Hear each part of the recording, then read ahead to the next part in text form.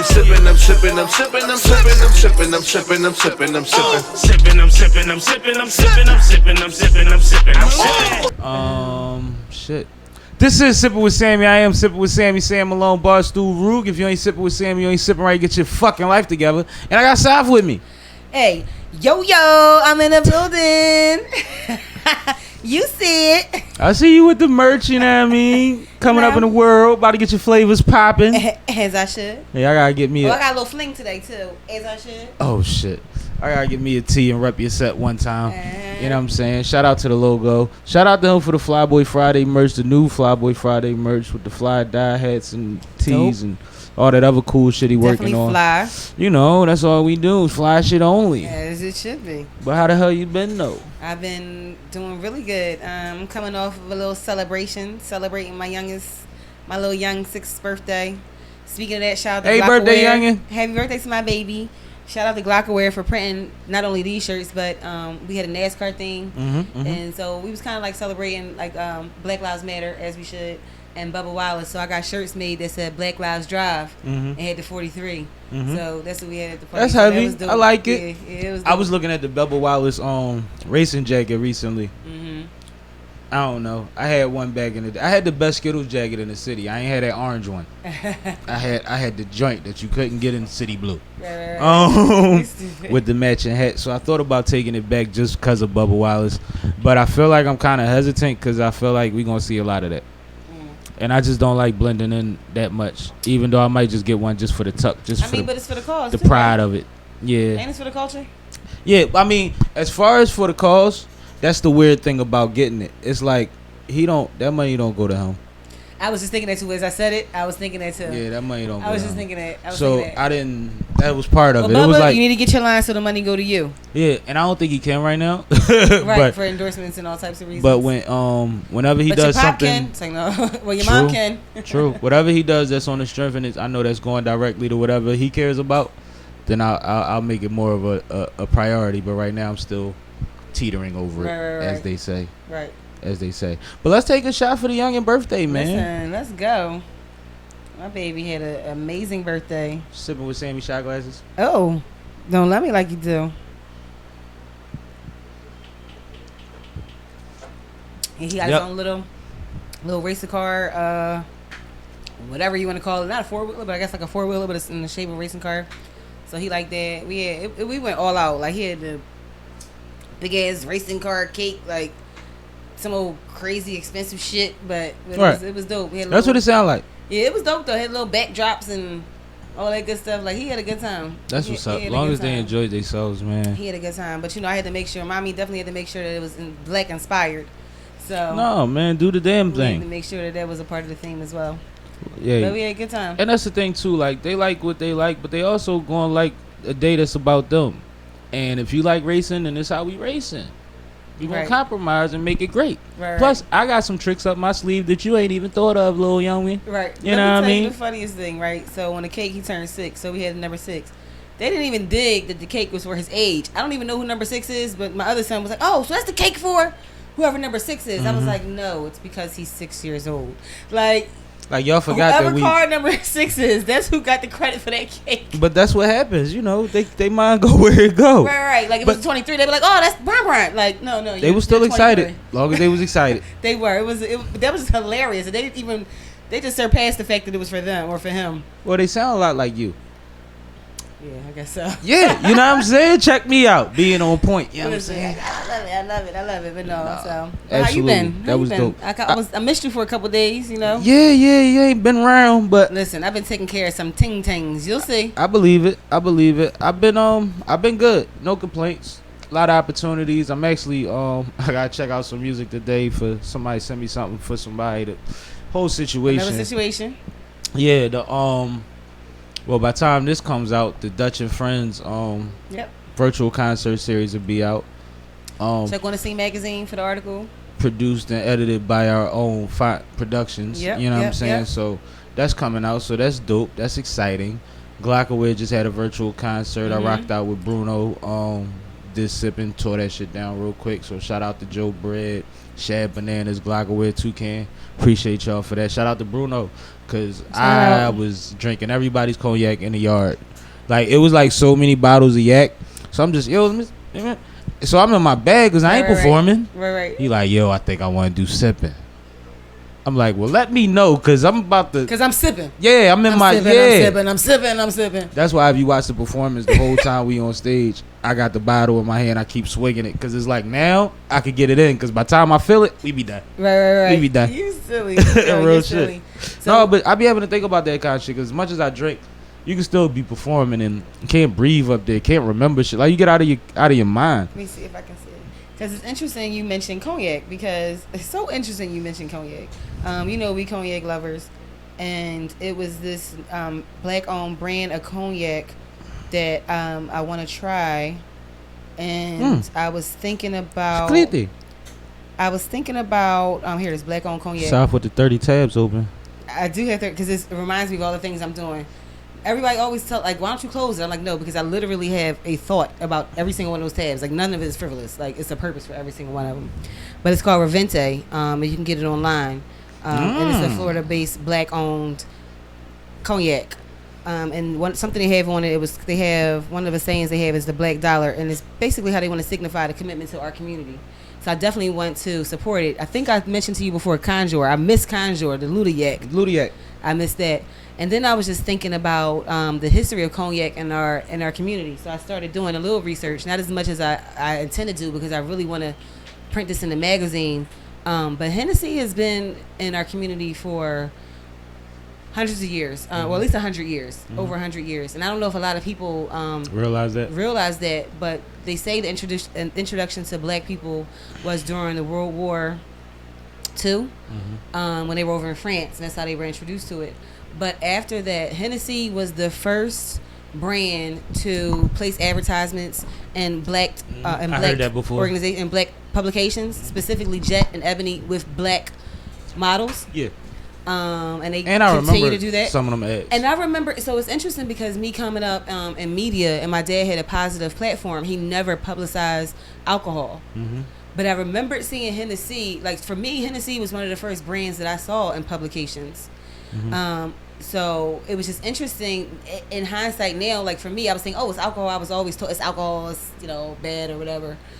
But in hindsight now, I'm seeing that where they were putting their dollars, and they have always or have been spending their dollars in our community for a long time. So that says a lot to me, because we're the ones that fund them, right? Yeah. I think we're like a heavy part of their market. I think we are a substantial part of their market. The U.S. market, yes.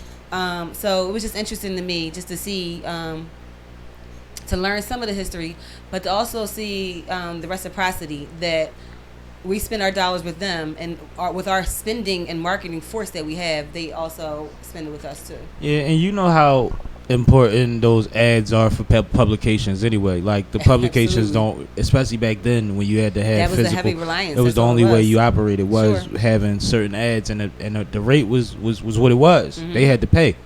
So you understand that completely. So that's dope. I definitely want to look into the black owned cognac company you just referenced. You gotta send me that, and I was about to get on you. I'm like, you ain't send me that link, weirdo. But all right, cool. Because I just started getting, actually today, I was just thinking about it. Because I really miss Conjure. I wish I could just call Luda like, yo, you gotta bring that back. I feel like he sold it. Conjure, he probably did, but it was so good. Somebody. And his name was all over that bottle, so I know if he sold it, he got to check. But it was so good. I really liked Conjure. Like, whenever I used to go to Miami, like, with Conjure in my mind. Like, I don't know if I specifically went to get some Conjure, but it was definitely the first thing that I did when I got off the plane was I went and got some Conjure. That's crazy. And before they started selling in Philly, when they started selling in Philly, the liquor store knew how much I liked it. Like, that, they knew. Yeah, the time. I think I bought Conjure twice. I know the first time it wasn't here yet, so I went to Jersey. And then after that, it was the time that it was on the shelf. And I was like, oh, shit, they got it. And I grabbed it. Because, like, one thing about me, too, if I like something or I fuck with it, I'll grab it just to make sure they keep getting it. Right. You know what I mean? That's what I don't want that shit to just sit there. Did they be like, we're not ordering no more. Then when I want it, it ain't convenient. Exactly. So it's like, Jeezy used to always joke about, he still do. Whenever he see quarter chips, he buy some. Because chips ain't 25 cents no No. more, and like they gonna stop selling them. So I keep buying quarter chips. Just every time I see it, we buy quarter chips. Right. It's just a thing. I get it. It's $1. But the same chips that they sold for a quarter is now 35 cents. And they're a little smaller. Mm-hmm. Smaller bags. Yeah. And the little bags is air bags now. Back in the day, you had to get a big bag to get some air in your jaw like that. Right. It's crazy. It's crazy. Shout out to Rap Snacks and Chumpies. Yeah, salute to them. Yo, the the Rap Snacks. Rap Snacks, exactly. The original folks, they was heavy with my mom. Mm-hmm. Love my mom. So salute to them because they treated her well with all the dealings that she had to do with them. But we got Kay in the building. What up? Yo. Hey guys. What's going on, man? I figure you got some topics. Kick the topics. Where we starting? I mean, Kick it, Kay. Uh-oh. So I figured we'd start with something light, something easy. Beyonce. Oh. Ow. Did you guys watch it? Did you guys see Black is King? Did you see it?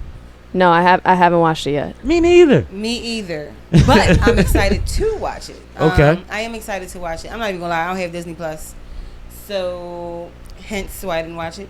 Might be on a Fire Stick, but and honestly, I am interested to see where she takes us. Shout out to Beyonce for the involvement in the project itself, for directing it and producing it, and just for the history that I believe is told in it. So I can't wait to see it. I'm excited to see it. I've been seeing some of the imagery and the trailers, and it's phenomenal. I really embrace it. I like when I saw her with the people, but I can't wait to hear the actual context of it. I want to hear the message that was portrayed and conveyed in it. So yeah, I mean, typically when Beyonce put out shit, I ain't never gonna tell you, yeah, I'm gonna check that out. But for this, I'll probably check it out. I saw she got some criticism though from No Name. Yeah, she definitely got backlash from No Name, and then No Name got backlash from the internet as usual. But like, as far as like, No Name been in a lot of stuff right now. I went to the On the Run tour. I think it was the second one, or was it the first one? I went to one of them, and I was close. That was dope. I always respect her showmanship. Right. Due to a situation, I wound up watching half of the Beyonce Experience. Okay. Back in the day. And she the hardest working motherfucker ever. But that's what I was getting to when you said her involvement, with which I guess is based on what she's being accredited for. Right. This time around. I feel like she always I feel like you don't put Beyonce as a part of a production and she's not super hands on with the shit. I feel like she's getting the credit now for this, but I feel like that's what she been doing. Like, she a beast for real. Probably so, but I like Beyonce, but an issue that I had for a long time is from and for me, I think it's three sides to every story. But an issue that I've had was maybe the lack of accreditation that she's given to others for their involvement in her projects. See, that's something that I'm not up on. Yeah, so there have been a couple instances or incidents where she was a little late or didn't give credit at all. I believe there was instances with Neo. Actually, on the I think it's the Everything Is Love album, there is I think she's Jamaican, but there's someone with a Caribbean accent, and she's talking about love, and she's actually suing them right now. So it's just a lot of things. It was portrayed, or in the media, they're saying that they told J&B told her that it was only going to be for promotional purposes. The message that she was speaking about, and that was on the album, and they got paid for it. So my whole thing is, so that's not necessarily accreditation. That's just kind of poor business or however that happened. But there's just a lot of instances, and I can't respect that as a creative. On accreditation, that's what I'm saying. I can't respect that. So sometimes. And not only with Beyonce, I feel like this with most artists, that I wonder where that line ends between their creativity and somebody else's, to be honest. Well, I mean, for most of us, it's intertwined. For most, the thought came from somewhere. Most of the time it is. Even if it's subconscious, even if it's on the back of your brain. But give credit, that's all I'm saying. Just give credit. I always believe in crediting people. One thing that I've heard about Yay nut ass is that Yay nut ass. he'll credit everybody that was in the room when he made a record, just on an energy tip, like, you know what I mean. And his records that he has that got credits of niggas that ain't say a word, or maybe just said a word that he never used, but maybe that he drew inspiration because they were in the room. You keep people in a room in studios for a certain reason. You keep certain people in there for certain reasons. Some niggas need to look at beautiful women. Some niggas need a bunch of gangsters in there to get in mode. Some motherfuckers want a bunch of creatives. Right. You know what I mean? It's or some people rotate it depending on what kind of record they're trying to make or what kind of vibe they're trying to set. Some people want to be by themselves. So it's interesting that you said that, right? Because now I'm thinking about, and I've had exposure to a lot of things, been in a lot of places. And so I was in the studio one time, and now I'm thinking like, damn, do I got some money out there? Because I was in the studio one time, right? And this boy was doing this song, and I spit some line, and it's in the song. And after that, he'll always tell people like, yeah, Sonny came up with that line. Sonny came up with that line. Sonny came up with that line. And he makes some money off of it. Mm-hmm. And I'm wondering now, like, I never even thought about it. I'm like, I don't know. Like, crazy thing is, he probably didn't know what he was saying, or know that you gave a fuck. But I didn't at that point. But right now, as the conversation that we're having is being had. I mean, hey man, depends how bad you want it. It is what it is. It is what it is. If I can come up with that line, I can come up with a lot more. And that's the attitude with a lot of shit. Like, you know how much time I spent in studios. It's been a lot of lines that, yeah, but I've never really, and I've gotten credit a couple times, but I've never really tripped about it because we building. And when we building, if I give you an idea, just in talking about business in general, and you figure out a way to flip that and make it something beneficial for you, you don't necessarily owe me for the idea, but it'd be nice for you to come back and be like, yo, you helped me with this. I got something for you, or I got a position. Just you gonna put me, or let me return the favor, right. And shit like that is always welcome too. For me, like, I don't need accolades, but I need acknowledgement, and I think that's a little bit. I think they're slightly different. They are. But I'm just thinking about even with my other, life, my day life, my 9-to-5 life, or whatever you want to call it. I was about to say, what life? Your night life? No, the day life. The day life, word. Working with other people life. My bad. And no, but it's interesting that you said that, because I had a conversation with a director, and the verbiage that I used when I talked to his boss, she said literally the same thing. Like she said my statement to me. And I was like, damn. Yo, I'm in the building. Oh my goodness. So it was just interesting. So I was just like, damn, I can't get the acknowledgement for that, because like he must have thought it was smooth for that I said it to him. So he said it to her. She said it back to me. And I'm like, you gonna use my own shit on me? And I'm smooth thug. So in the corporate world, they not gonna say what I say. So when I hear my lingo, I know where it came from. Like, that's funny to get jacked and then used against you. Like, but that's like relationships. Like, sure. You'll say something, and then you'll get into something, they'll flip your shit right on you. Yeah. And it might be a little bit right, but it ain't what you was talking about. But it's their interpretation, and you kind of gotta go with it, just so that we can get on a semi-neutral level of what this term means. It's weird as hell. Absolutely, it's weird as hell. I'm having that conversation right now about the word "bae," right? Because people don't understand that females take it a certain way, right? And it's also different. Like, I'm not saying, like, I know there's double standards, and I'm not trying to make myself the double standard, but I hang around a lot of males, you know that. Like, and I don't know. I'm not saying I can say certain things, but I don't take certain things certain ways, because I think I'm a little rougher than some females. But some females, when you call them babe, or boo, you got them thinking something. They eyebrows up. They think about a check. Whatever it is. Like, am I right or wrong? Yeah, because women like to hear what they want to hear. Exactly. So, damn the fact that... How you didn't mean it that way, but they hear what they heard. Yeah, and damn the fact that even if I did mean it that way, I'm doing that with that intention, knowing that you that sweet and you're going for it. Right. So much that you'll go on rants about everybody that ain't talking to you like that had better intentions for you. But anyway... But see, and so for me, I feel like I'm like that old auntie now. I'm not the old auntie. I'm definitely a young auntie. But, no, but they be like, what's up? No, what's up? Hey, baby, how you doing, sugar? You know, I talk like that. I don't call them sugar, but I call everybody baby. Like literally, this little boy, the ball ran in the street yesterday, and I stopped, and I let him go. But the other car didn't stop. I'm beeping the horn, but I'm like, baby, don't get in the street. He's literally a baby though. Well, he was. I call everybody baby, but my whole thing is. It's a bad example. Poor example, but I still use the word. But you get my point. You agree with me in the beginning, so we could just go with it. No, I mean, like you said, I agree with the female part. I'm just trying to figure out where does the conversation go where there's the discrepancy at. Because so this male that I was having this conversation with didn't understand it because they say, well, how come you can say it, but it's taken a different way when I say it. But let's be fair. Niggas is crazy too. So there's certain motherfuckers out here, you give them a boo or a bae or a babe, they ain't never got one from somebody beautiful before. But guess what? And they gonna run with that as in, I might actually have a chance. Right.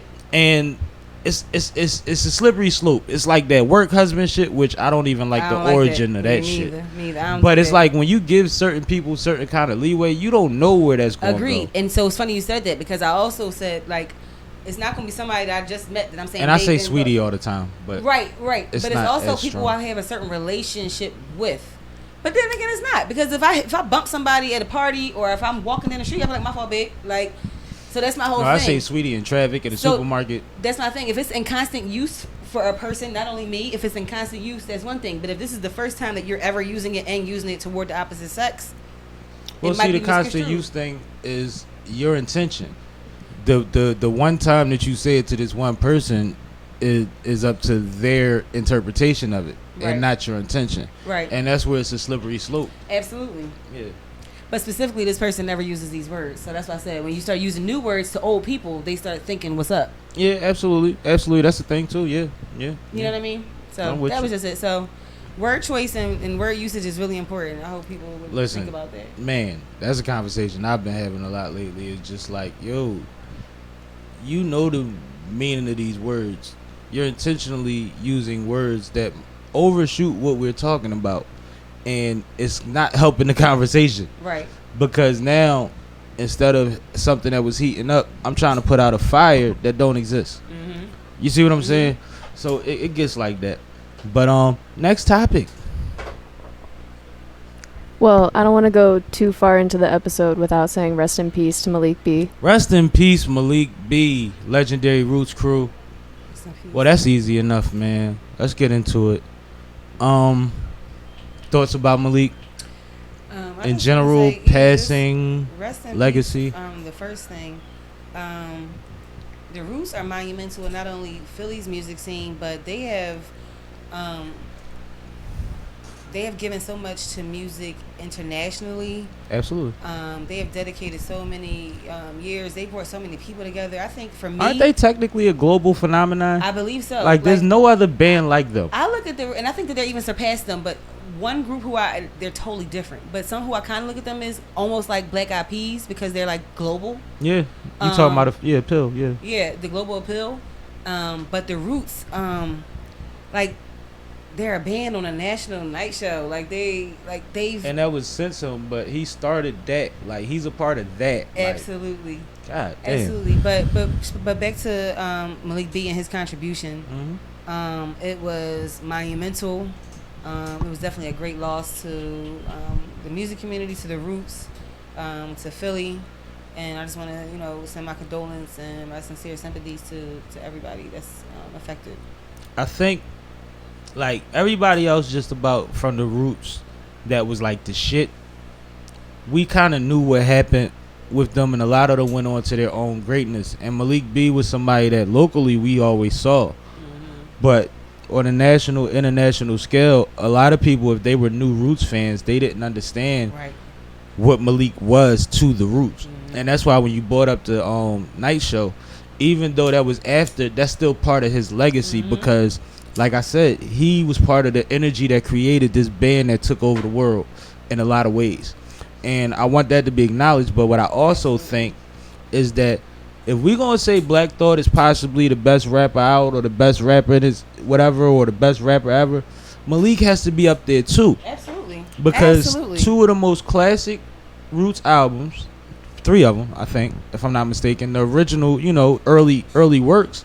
He's going toe to toe, bar for bar, lyric for lyric with Black Thought in rare form. A young, hungry, talk about anything Black Thought back then, even if they talked about nothing, and it sounded dope. It's like it's so many vibes on. I'm just thinking this song while I'm saying it. Like it's so many ways that they showed you how to attack a beat, how to entertain, how to incorporate the band, shit like that. And it's just like I don't want people to ever downplay the skill and talent level of that brother, man. Malik was special with the pen. Like from a city like Philly, he wasn't special because compared to Philly, he was standing next to Black Thought. Right. Effortlessly. That shit different, man. Like it's different. As somebody that, you know, I be in them rooms, niggas be everybody right into the same joint. You may or may not make it. Motherfuckers is gonna get crazy. Even if you make it, you might not want your shit on after you hear another. Like, yo, well, motherfuckers is, and me, you know me, I'm gonna go crazy regardless. But it's a different kind of thinking that you doing while you applying that pen. It ain't about hitting certain points and trying to make this kind of record. You trying to kill. Right. And to be able to do that as consistently as he did it next to somebody that legendary, along with countless other people he's worked with, but just Thought is enough, man. Like, for me, to just be like, salute to that brother. Go dig up everything that you could find on him and just do some research, man, especially if you from Philly, especially if you young from Philly, because you probably don't know, and it might not be your fault.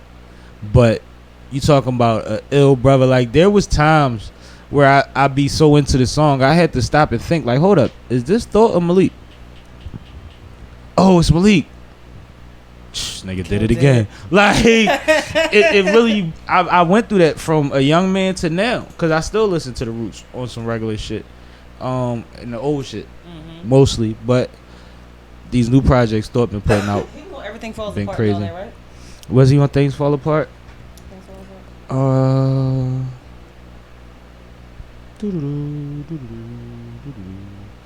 Talk.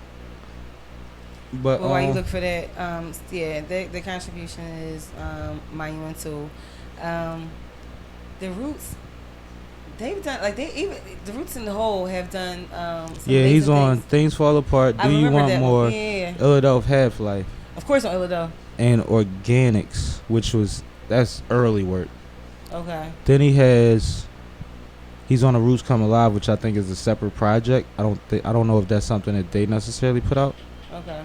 Unpredictable is something he put out in 2015. Yeah, that's what it's looking like. So he was on, like I said, all the early dope work, all the stuff I listened to.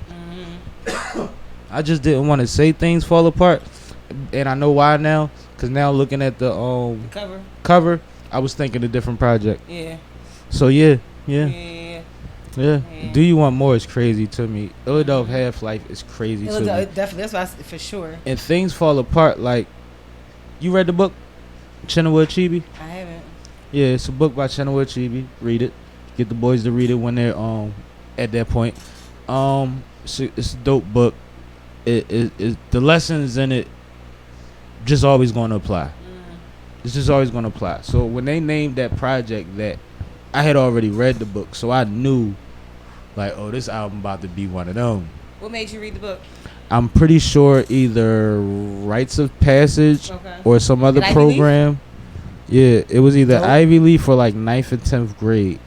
But it was I believe it might have been Rites of Passage. It was early though. I was young, and it was required. Those type of programs. It was required reading. I've been talking to a couple people trying to figure out ways to start some stuff. Like we talked to the Bear, the drummer. I've been putting it out there, putting it in the atmosphere. Like I say, I don't have to be a part of it, but I don't mind helping. But I just think that, like, again, if you're not, like, the whole cliche, it don't have to be cliche, you know, just the old saying, if you're not a part of the solution, you're part of the problem. Yeah. And I feel like it's just a matter of us just getting our putting our brains together to be beneficial to the youth, because like Whitney Houston said, children are our future, right? And we got to look toward them. We got to teach them not only what we know, but even more. We got to make sure that we create paths and provide resource and access for them so that they can take us not only where we are but further. Well, I kind of got the idea of what was missing from the discussion, and it actually is even more proven right now in these times. It should just be digital. Sure. If it's digital, we can get people from all around the world. We could upload it the same time every whatever, and we could get it done like that, where we have the influence of multiple people and countless people at that point that can add to the reach in many ways, like what we can cover, who we can touch, follow-ups in certain cities and stuff. Like, we can be responsible for one core thing, right, instead of doing it separately. Now, mind you, there's some places, if you got a wreck situation, run a program, right. But I feel like in order for us per se to be able to organize it the way that it would probably be the best way to do it, based on our resources and the non-certainty of how things are about to go, I feel like it needs to be a digital thing. So I'm a work on that. I've been seeing. I can't remember what. I don't remember what newscast it was or what I was watching, but whoever it was, they were a specialist in like event planning and things, and they were saying that they believe that virtual events are definitely going to be around for a long time. Yeah. So I'm trying to figure out how to privatize off of that and ways to, incorporate my business with that. Well, me and Phant got you. Well, I know that. I mean, I know for a small fee. For that. But my thing is, you gotta have the plan though. You gotta have the kind. I'm trying to figure out how small the fee. Oh. I'm trying to help you. Nah, that wasn't going to help. That was going to hinder. But it's just interesting to think about that, because I think that can create a lot of infinite ways for children to get where they not, in however many ways. Enrichment, education, communication, the feedback you be able to get, is infinite as well. Yeah. So I think it'll be beautiful. And it's not one of these things where it's like, I said it, don't do it before me. Please do it. Mm-hmm. Put me on. I'll help you. But if I gotta figure it out, I'll do that too. It's not a problem. I know people. We'll get it done. Okay. Speaking of digital learning, it's almost that time of year. Schools are about to open back up. You gotta stop whispering. She got the sexy voice on. Ow. Mic down. Talk louder so we can hear you. How, Saf, especially as somebody who works for a school district, you know the inner workings. You're also a mom of young kids. Am I? Yep. Yeah, you got a couple of them. Oh. How are you feeling about reopening? Where are you standing on the digital versus in person? All that. Yeah, so yeah, I want to know. I'm definitely not in support of my children going if in an unsafe or hazardous condition in any kind of way, right? Absolutely. Like, I feel like that would be the same thing as sending my kids to a school filled with asbestos. So I think there's no difference. Even the hybrid, I'm kind of confused by the hybrid for multiple reasons. There's still contact, for one. Doesn't matter how many people it is. There's still contact. For two, I feel like it would pose a challenge to teach the children in a limited capacity anyway. If they're only going to school for 2 days a week, how are you teaching that the attention that the other kids are getting while you're actually teaching these kids on these 2 days? That's the thing, is rotated, so the days off they would be online, the days in they would be in person. I think the only benefit that offers, which they're not speaking to, it just makes it easier to try to control. But when we start talking about smaller class sizes to make things like infectious disease viruses easier to control, we have other conversations to be had about class sizes. We also have challenges. That's what I'm saying. There's ever challenges that present themselves. Like these were problems before that pandemic. Absolutely. For most schools, you know what I mean. I know your kids is in a good situation as far as the building that you put them in, but a lot of schools, these are problems that always existed, and now you giving us solutions that aren't really solutions. They're just ways to help you manage it better. Right. So, and that's scary to a parent. It has to be. Right. So to piggyback off of something you said a few minutes ago, when you were saying, you got to come up with ideas. So I gotta shake it up. I have an idea. So because I'm not in office yet, I will give you my idea. That's what Talk you said. that yet? You said, it's not about who idea it is, just make it happen, right? So this is my idea. Let's do it. Feel free to take it if you want government. It's fine. I'll accept the check, no problem. But listen, or not, whatever. Just give me that. Like I said, then when she put her book out, they gonna be like, yeah, she the one that, yeah. But the point is, so they have programs where you have like home health aides, right? You are paid to take care of people who need help. These children need help. There are millions of people who are out of jobs. I would feel more. I don't have the time. I got other businesses that I'm working from home while my children need to be taught first and second grade. While there are millions of people without jobs, why don't they implement a program that is government funded instead of just giving people $600 a week or whatever it is that you do? Why don't you pay people to go to people's houses to assist and help these kids learn? I think is like, if that's not implemented, they're stupid. Like, and not saying that you saying something that's not, it's profound in a lot of ways. Excuse me. But it's common sense. It's common sense.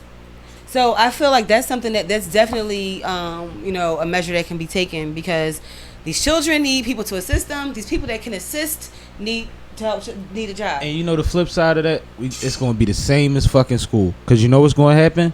The people that can afford it are going to get these private tutors and stuff to be that balance for their children. And that's what I'm saying. So instead of a private tutor, we need to be able to have those programs that are government funded. That means that everybody enrich everybody to do the same thing. Yeah, and because the rich people they do have private tutors already. Yeah, but I mean, like now it's like, now with the current condition, they could definitely homeschool. With you want to talk about equity? You want to talk about being equitable?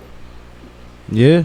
No. And they want to complain about giving money away. Well, let's provide an incentive for somebody to work and help kids at the same time. But if you do have a tutoring program, and I got a homegirl, shout out to Anna. She got a good one out of Maryland, DC area. Cash in. Reach out. You see all these parents talking about they struggling? Don't just post it on your page and be cool. Hit some motherfuckers up. Right. DM, inbox, call, text. Let the church announce it on the Sunday service online screening. Right. Like, make it real, because you could start your own school. Absolutely. Whatever that looks like after this is over, if you do this right. Just because of momentum, network, and the resources and funding that you'll be able to acquire through this time, in a way shorter time than you'd be able to do it before, because of the demand. Demand is high. That's business. So as little as they pay teachers, they gonna have to pay you your hourly rate.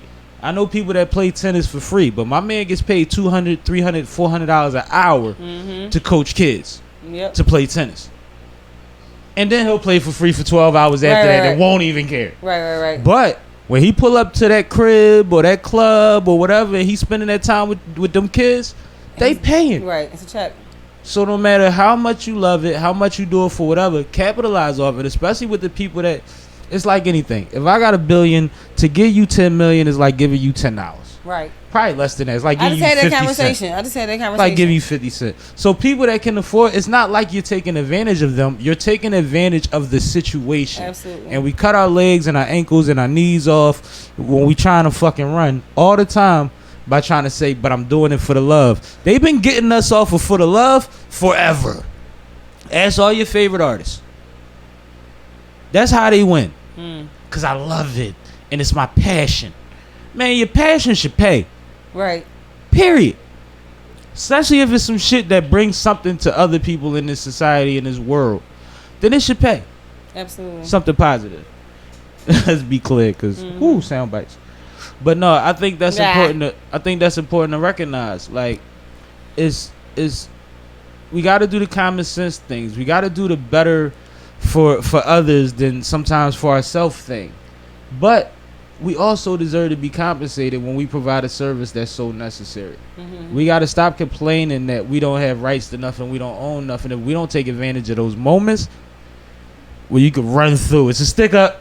Right. Need all that, baby. I need it all. And I'm going to do something dope with it. But I think people need to take advantage of that. I think get out your comfort zone a little bit, man. Start DMing, start having real conversations with people, and don't just put that. I'm going to tell y'all this. I'm so sick of you motherfuckers. And I understand it. It's from the email era. Don't send me no paragraph where you just swapped out all the names in the paragraph. Everybody you send it to, you just changed the first name and John. Give me something personal if you know me. Send me some, like, I'm sick of, hey, Sammie, and Right. The same, right. That generic ass shit got sent to every nigga that I know you, I bet. Right. And mind you, I'm slick back in the olden days when beepers was still around. Me and my niggas used to sit around each other and talk about, yeah, you talked to her last night? Yeah, what'd she say? Yo, she said the same shit to me. That's the game she was running on Thursday. I ain't let her know though. Fuck it. She thinks she got one off. Like, that's how it goes. It's so funny because I be thinking about that, like sending pictures to, like, you can't send the same, like I shouldn't send you the same picture that I sent somebody else. Like, you gotta be a little creative with it. Like, it's funny, but see, part of it too is like, I think especially younger women, they assume that guys that they don't see with each other don't be with each other, and that's dangerous. Dangerous as hell, because no matter what city you in, what university you in, what school, I don't know, whatever the situation is, the cool niggas know the cool niggas, the money niggas know the money niggas, right. The gangsters know the gangsters, the shooters know the shooters, and whether they allowed to be seen in daylight together or not is one thing, or whether they cross, their schedules pass like that is one thing, but they might smoke and drink together, they might break bread together, they might bust moves together. Right. So it's very, very dangerous to assume. Right. Yeah. That's why girls always be like, you know somebody named Mikey? So what I used to do all the time. Like, don't we all know Mikeys? So first of all, I wouldn't ever talk to somebody I only talk to people that I knew through other people, so I could do the whole background check. Like, yeah, so what's the? Oh, okay. That's a way. Listen, it's safer. But I also think that nowadays, I think that, and a lot of people, like, I still got a couple folks that don't have IG and all of that, don't have social media, but social media is a telltale nail, though. As soon as you go to their page, once you find it, or they tell you, they mutual be like, friends. Exactly. So you're like, damn, how you know? They show you the comment of the people that you know. Exactly. So they got a little help. We ain't had that help. No, but that's why I said when it was still about beepers, that's the time we was on. We used to sit at lunch like, yo, you talked to Shorty last night? Yeah. Time she called you? Oh, she called me right after you. What'd she say? And she would say the same thing. But it's kind of like now they killed 30 birds with one stone because they put up a caption that says the same thing to 1,000 people, and the 30 thirsties is on it. You see what I'm saying? But nobody realizes, like, she ain't that bright. That caption ain't got nothing to do with that picture. I don't know. I noticed a lot What's of people. her motivation? A lot of people captions don't have nothing to do with their picture. No, you know what is the most ironic thing that goes on? One of them, because I thought of another one. Now it's a trend to post a naked picture of yourself and put up an inspirational caption that's 150, 300 words below it. And it's just like, this post was about us seeing you naked, yo. This had nothing to do with you. You're trying to make other people. There's no correlation between thirsty and reading. Well, it's one of these things where it's like, how can I brag but make it look like I'm trying to be inspirational or humble? That's what all the captions are if you really read them. Mm-hmm. It's bragging but trying to make it seem like, or there's acceptable bragging. Like, I could say, we baddies or something like that, and everybody else says it, so it's cool. But anything else, I got to make sure that it's either inspirational or I'm telling y'all what to say in the caption. I mean, what to say in the comments while trying to act like I'm being humble. Okay. And it's weird because, it's all these, yes, my journey, this, that, and the third. Like, yo, everybody's journey ain't, like, special. Like, we get it. Like, I know. But it's only special if you do it in a special way. If you do the whole process the same exact way that everybody else is doing then that's the only reason you're doing it. If you can't spend money on something without posting it, then that's the only reason you're doing it. That's the reason you bought it. Right. You didn't buy that shirt because you liked it. You bought it because you thought or knew that when you walked in the club, that was safe. Mm-hmm. And that's scary because I miss clubs. We could have so much more if motherfuckers did shit that follow and pursue who they are and what they really want to do in life. Invested that same energy, money, brain power into themselves. Right. You see what I'm saying? Like the stuff we talk about all the time, it ain't like we don't see a Gucci or whatever the fuck and be like, yo, that's fly. It's just at the same time as that, 80% of my week is trying to figure out how to add to my situation. So now I'm starting to prioritize. And now I don't care if it's bridge life. Right. Or if it's... That's a dope outfit, too. You know, Shout out to Bridge Life. I like that, John. John. You know what I mean? Lace me, my guy. Get that Bridge Life pulled in. Yeah, I need that. And I like that. I like those shorts. The whole thought process that shirt behind... is cute, too. I really like that. Yeah, I had to be one of the first ones. With I might have been number 2. It's like a soccer thing, right? Yeah, soccer puck. It's a good joint. It's front and back. Yeah, I like that, John. But no, like, it was Shout one of those... out to Bridge Life. I see you. He has one of those situations like the bridge, like he says, life is full of bridges. Relationships are bridges. I love that whole theory behind it. And I gave him a couple ideas. And I don't expect no check. I just expect it to be like, big bro, I did what you said. Yeah. You know what I mean? Because I know it's going to work. I know it's going to be one of them. They like it. Like, I know it's going to be one of them Jones. Because he do good work. And he's consistent. And he has a hell of a following. And a lot of people wearing his merch. So I respect and Y'all salute seen me on the Bridge. last one with it on. That's all I'm about to say. I'm literally watching in the other room. And you had it on the one before this. Yeah. But yeah, like, definitely shout out to him. But whatever we was talking about, let's get a new topic, man. Let's go. So I saw Mike Tyson is getting back in the ring. Ow. Tyson versus Roy Iron Mike Jones. Y'all must have Jr. forgot. Yo, you know what's funny? I had a love-hate relationship with that song. Because it was like, this some cheesy cornball shit. I remember when it came out. Especially for that time. Like, niggas actually talk like that now. In all they Right. But for that time, it was like, nigga, you a boxer. You trying too hard. But when you listen to it, it was like, he kind of got every right to say all this shit. I remember when that joint premiered, yo. And you know what? That kind of segues into my opinion about the fight. What's your opinion? I'm scared to see two old men boxing, first of all. And one thing that Roy said that we all know is Mike true ain't miss a beat. is that Tyson don't know how to halfway fight. He don't know hold back. So once he get the do, that's what he's doing. And the pit bull come out, but it's like it's layers to this shit. But anyway, because it's too. So it's already assumed that because of how big Mike was, how quick he knocked people out, that he's going to kill Roy. But y'all must have forgot. Roy is a problem. He's the only one that holds all those belts and all those weight classes. He's still in pretty good shape because he fought 2 years ago. Did he? And has been training people ever since. Like, and he wanted like some of them coaches that get on the field and show you how to do it. Right. Roy liked to shut them young boys up. So he's still on his shit. So I'm not taking that away from him. But it's one of those things where it's like, let's not act like Roy ain't got a chance against Mike. At least not to get knocked out and to make it a decision. Roy is the one that we seen put both hands Mike behind his back, any decisions? stick his I remember chin that. out, and then knock the nigga out after he swung. Right. Like, you ain't see nobody else do that shit. We've seen Prince Nassim and them try it and get knocked out. If you want to keep it G, like we've seen people try to emulate that Tyson go to Roy decision? Speed. Did Tyson ever go to decision? Probably at some point he fought a lot. Because back then you used to fight multiple times a year. He did. You're right. Especially when he was an amateur. Mike used to fight a lot. And that's one thing people don't realize. Like, boxers didn't get to chill for 2-3 years and shit back then. You was rumbling.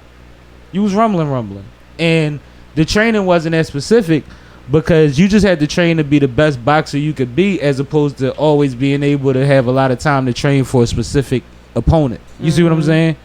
So it was different back then. But one thing that, like I said, is layers to it for me, right? So one thing that bothers me is I've heard Mike say at least a dozen times that he didn't want to be that guy anymore. That when he starts fighting, he turns into this egotistical, dangerous person that he's grown away from and he's learned and, blossomed through to become a different person. Right. Which is, like, beautiful. And I love to see Mike there because Mike's a great dude. Like, he's a beautiful person. But now it's like, so did you have to go back there to fight Roy Jones? And if you can't get there to fight Roy Jones, does that make it dangerous for you? Like, if you're in a mindset that's like, you know what, I don't want to be this ferocious beast, but I'm gonna get this fight off because I'm still in shape and able to do it. Is that more dangerous for you? Right. Than if you just, you know what I mean? If you tapped into that and just hope Roy protects himself? Yeah, it's a couple people who went to decision with Mike.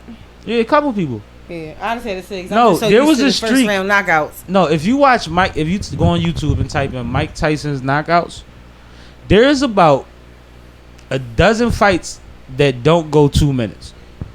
Like, and I mean, they come back to back. They just be dropping them. Boom, boom, boom. That like, used to be there the was joke. a time, yeah. Remember the episode of Martin? There was a time where poor people was paying for fights that was over by the time you got the popcorn.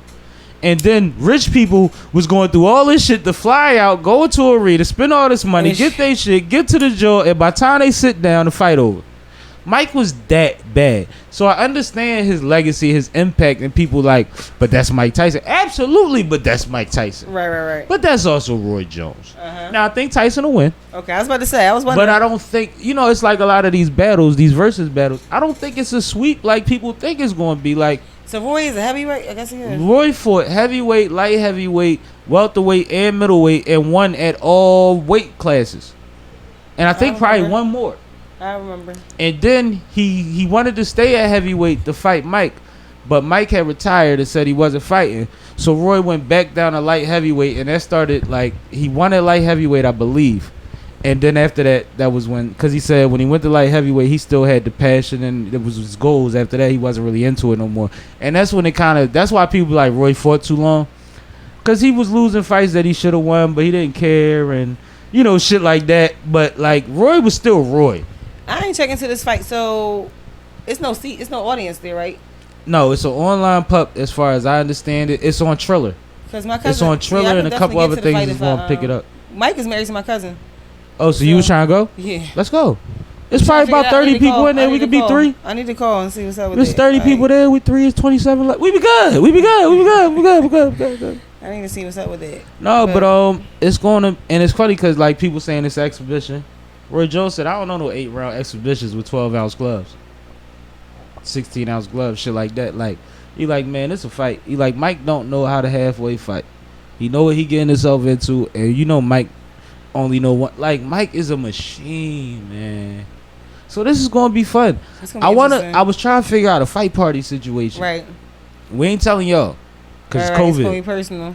But I was actually talking about some possibilities. I'm thinking about ordering a projector on some real shit. We actually gonna do a projector at our house probably. For the joint? Yeah. By the bamboo? Yeah. Oh man, I'm shooting a video that night. Yeah. I'm definitely shooting a video in front of that bamboo before y'all sell that house and move the motherfucking Bluebell. Listen, that's the next move. I'm getting my joint off for y'all belts, that's man. The next move. Well, I know what get money niggas do. I'm trying to have the jacuzzi out there joint too by then, but we'll see. That's soon come. I already know what that is. That's soon come. I'm trying to have it set up. Big things are going, but oh shit! The way she just said that, you heard her. Woo! It literally sounded like you said, "I'm trying to have sex."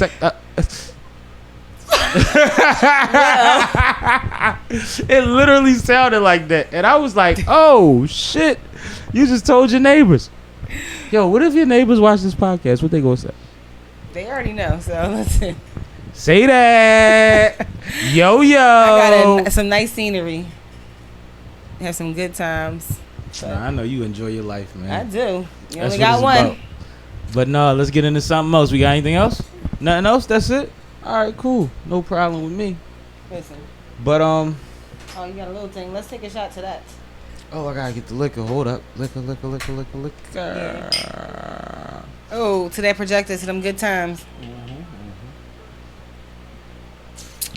No, but honestly, and we spoke about how you felt earlier, but how at this point, after we've marched to August, different world, different situation, what mentally have you been doing to center yourself, organize, handle your business, strategize your company?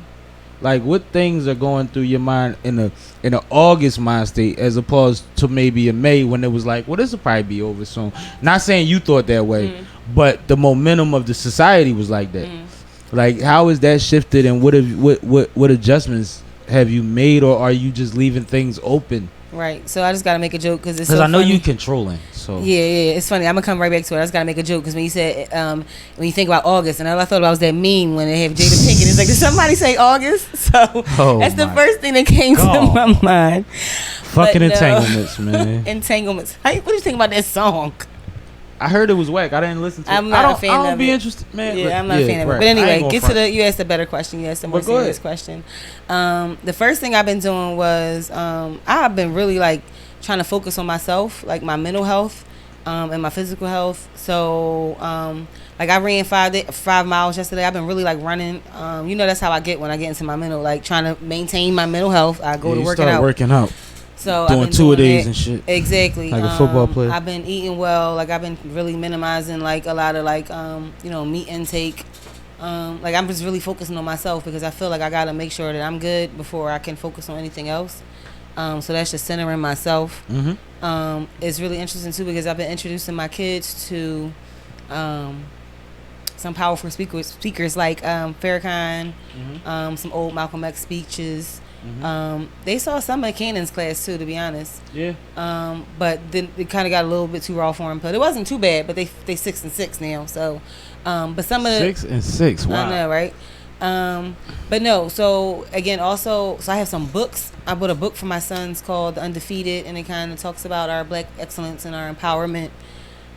So for me, it's really important to not only maintain my mental health, but to instill those messages to my kids, so that they know about we're undefeated. Mm-hmm. So I've been doing that for my business.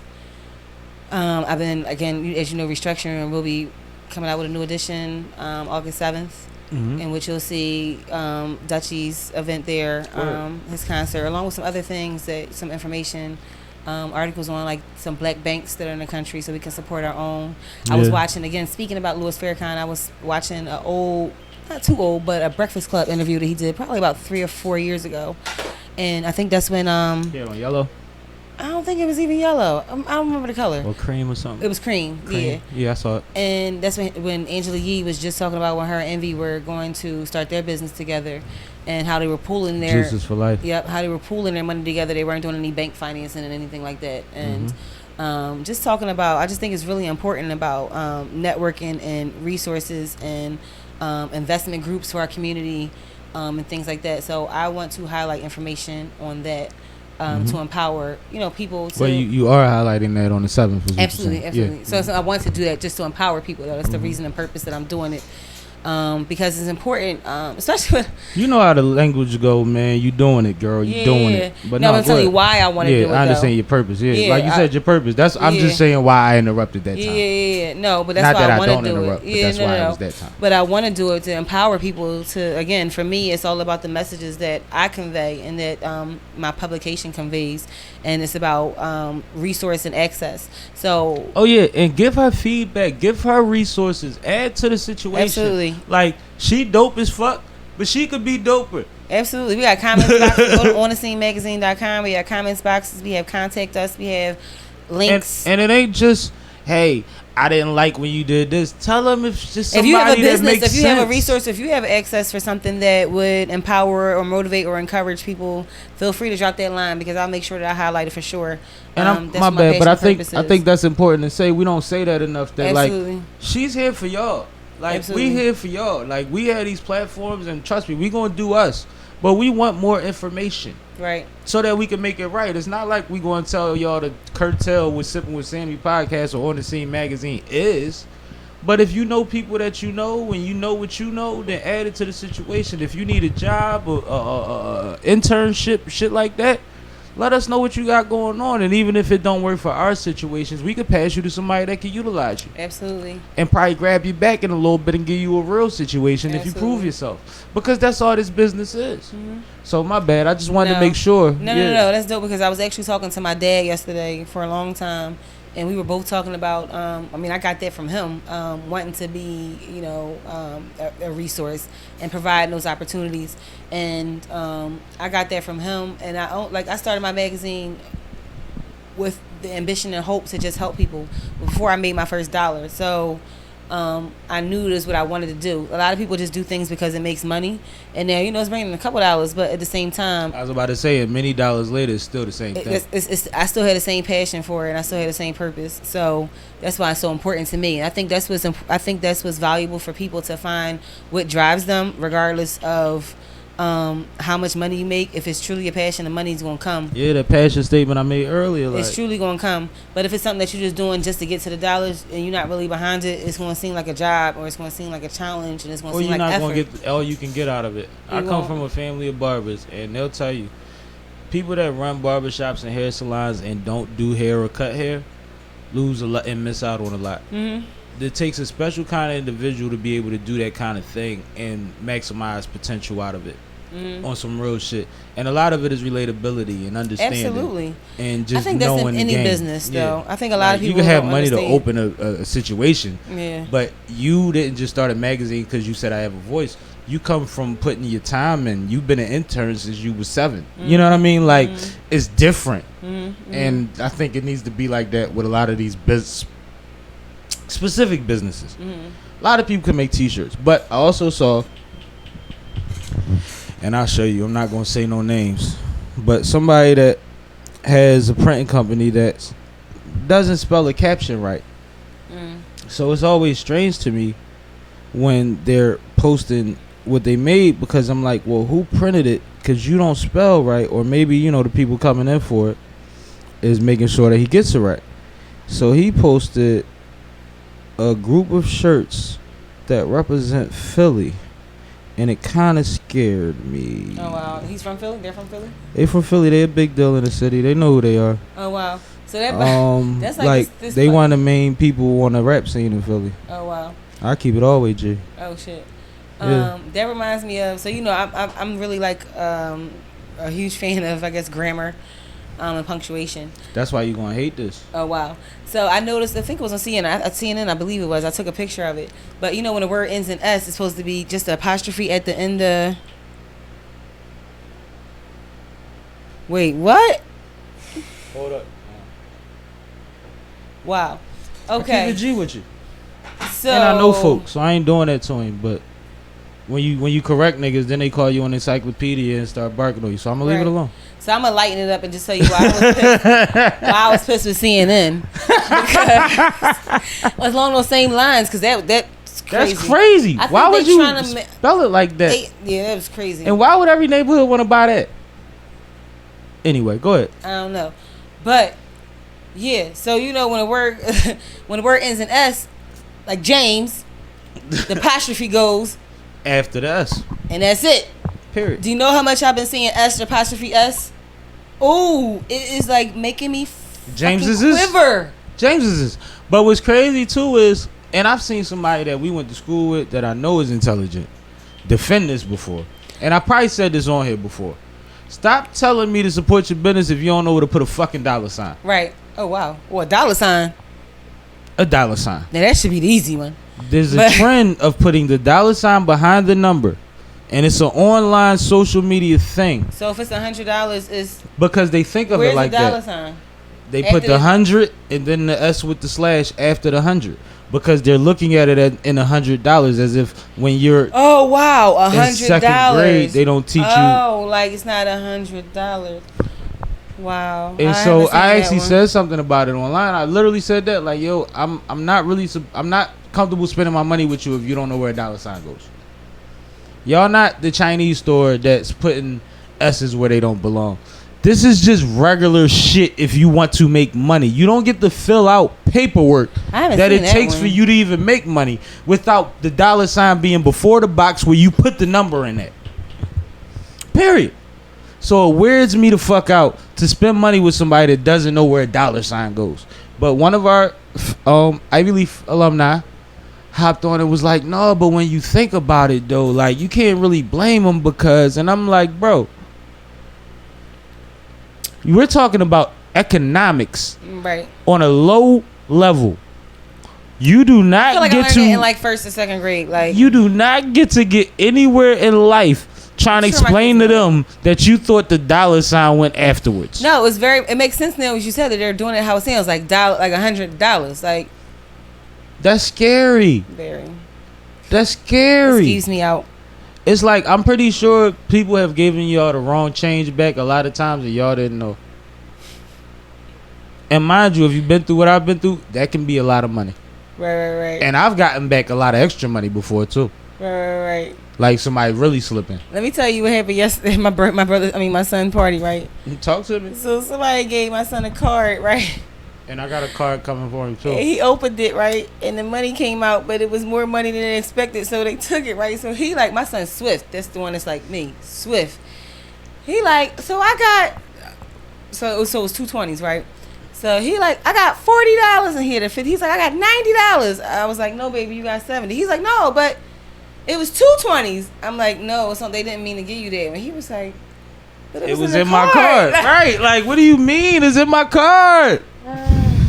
That's mine. Yo. That was my gift. You don't. When does a kid ever open the gift and you take part of it back? Like, just on some real 2 shit. days ago. Just to be fair, because he's dead right. When is he ever? Only thing that ever happens with kids is they get a gift, and this don't even happen nowadays. They need batteries.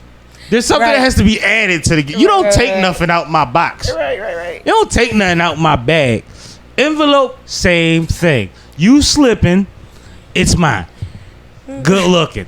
And mind you, I got a card for him. It damn sure ain't got that much money in it. God.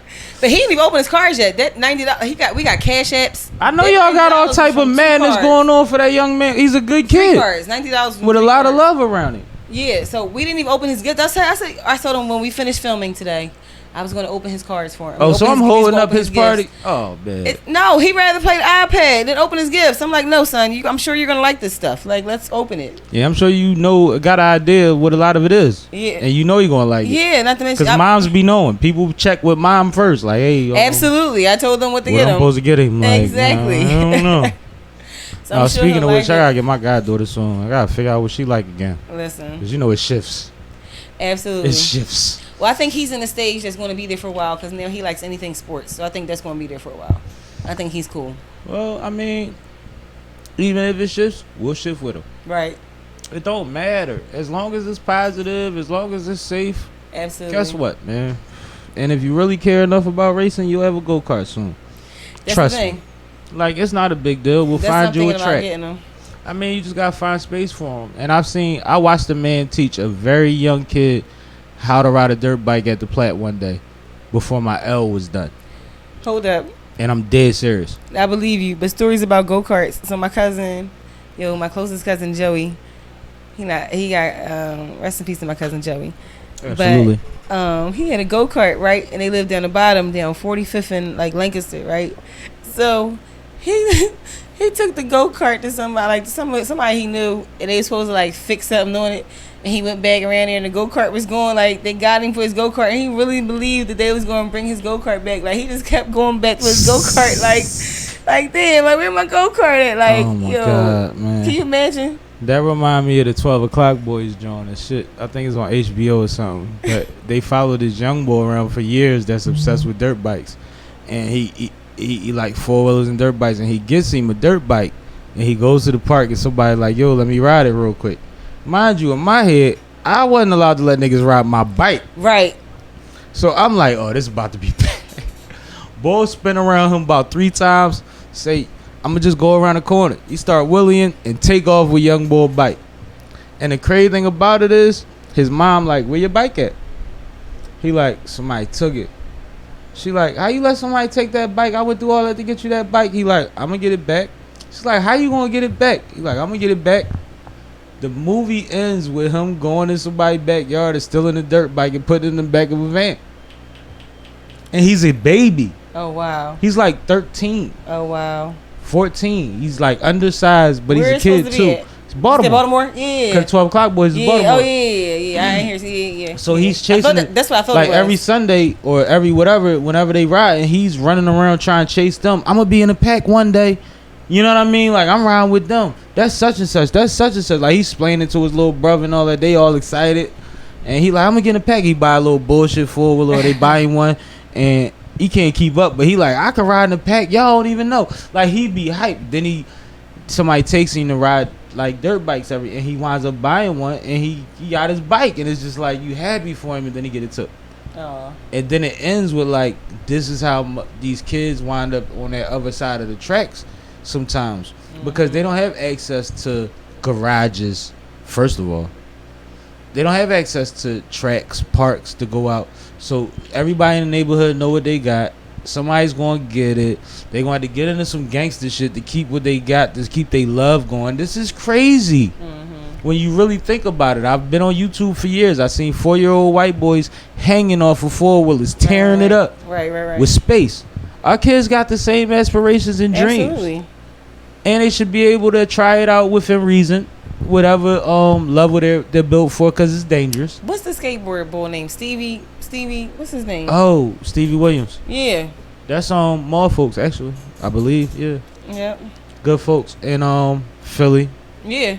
Because I remember my little brother was the first black boy I ever saw. Before I even saw he told me who Stevie was. But my little brother, like, we used to get teased. What he got, DGK? I think so. Dirty Ghetto Kids? I think so. Or something like that. My little brother was the first black boy I ever seen on a skateboard. And he used to get teased and everything for being on a skateboard. And then years later, me and Mr. Get Drunk used to ride skateboards together, nigga. But and I ain't ashamed. But I'm not talking about. I'm not saying you I'm talking about East Oak Lane. I seen you on bikes. Yeah, I know you ain't seen me on, but I'm just saying, like, shit like that, I ain't ashamed to say. When rollerblades came out, I was one of the first niggas with them. But he also did the whole lifestyle, so it wasn't just a skateboard. But he was listening to that music, like, not that music. He was listening to rock music. He was already wearing distressed jeans, and you know what I'm saying. Like, I remember taking him to the Nerd concert, like when they was Nerd over at the Tuttleman or Tweeter or whatever it was. He was on it already. Exactly. Yeah. So he was one of the first ones. Like, it was just interesting because he had his own lane. Like, he was already doing him. He was like 10, 12. You know what I mean? Stevie did his thing though. Salute to him, man. On some real shit. He did. On some real shit. Every time I look at his career from what I know, and then I look at an interview of his and be like, God damn. Like, he killed it, yo. And he did everything on his terms. He did. And I still see his shit everywhere. And I know what it is. And he has some of the best sneaks in the game. He did. I liked him. You know what I mean? Like, he's done things. Yep. I think Super stole a whole line of his shit, for real. Oh, wow. You know how they make the Jordans or the Air Maxes, and then they make the ones that's kind of like them? Mm-hmm.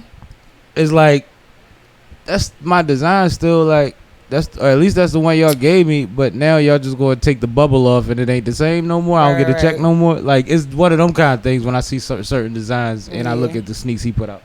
I don't know. That's just me, and I'm a sneaker head. Yeah, retard. Yeah. So shout out to him. Shout out to that whole movement. No, absolutely. Shout out to Stevie, man. Yep. Salute to Stevie. That's crazy that you mentioned him, because we talk about him often, actually. That's why I'm like, I think that, Maul got a connection to him. That's what's up. But yeah, I mean, it's Philly. That's what's crazy about them redoing Love Park too. That was like a mecca. Like, even with people like Bam Margera, like when he was coming up, he talked about Love Park. But now they got a whole skate park though for him though. They ain't have a dedicated skate park. Which park you referring to? The one right there on the side of the art museum, the little skate joint. That's cool. A lot of times with them skate parks, and I don't know about this one, a lot of times they're not designed by a skater.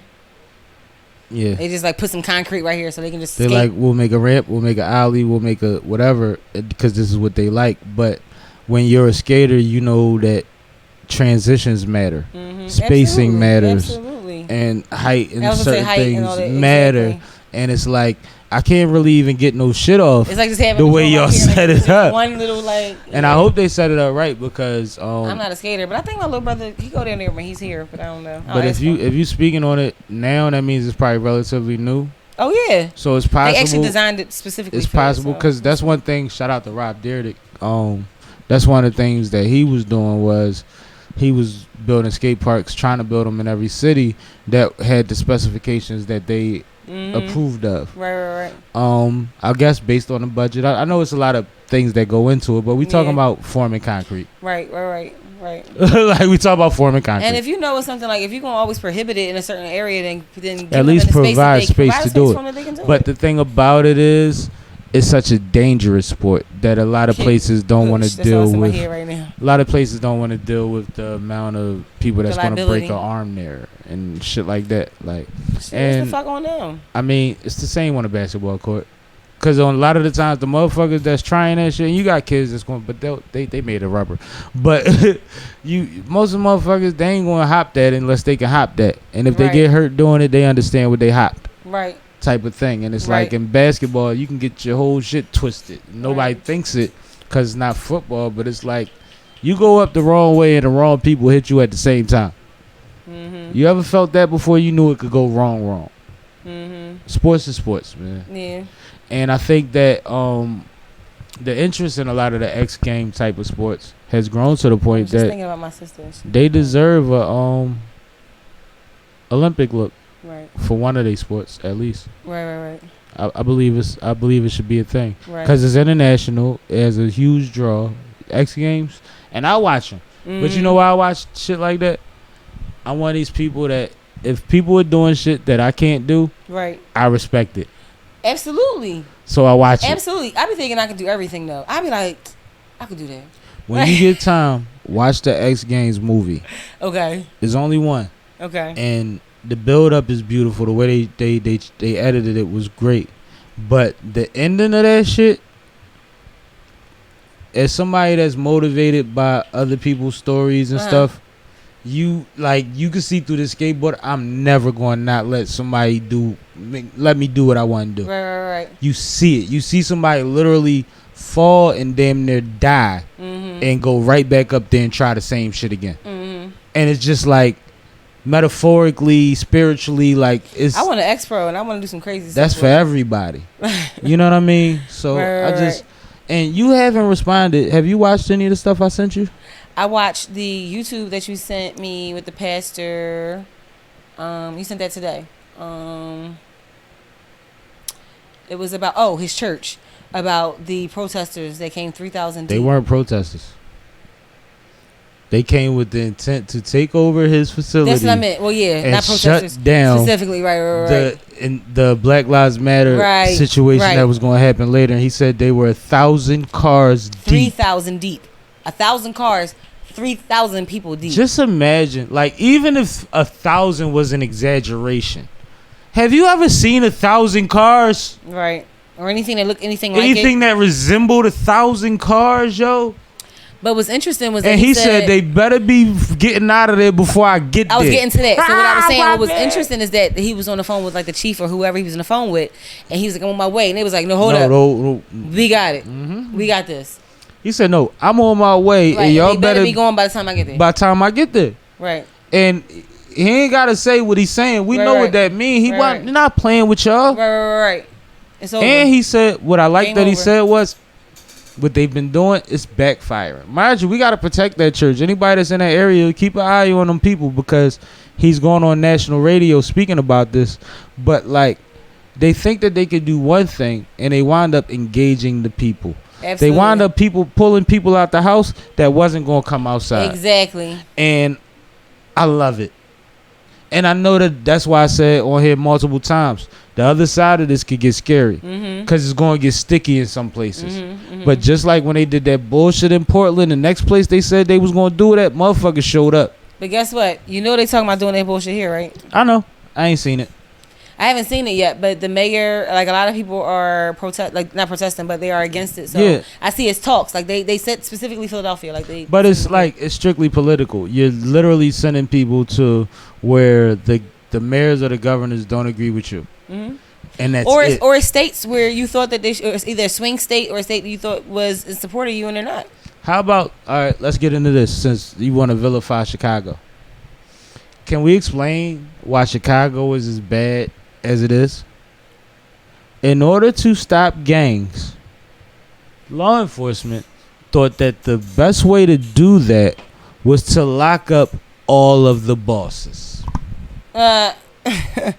Because they believe that's the worst thing to do. Can control shit, right? But guess what? You can't control the people that's running the streets. I've already militarized communities of motherfuckers in the roughest place that's not a real war zone.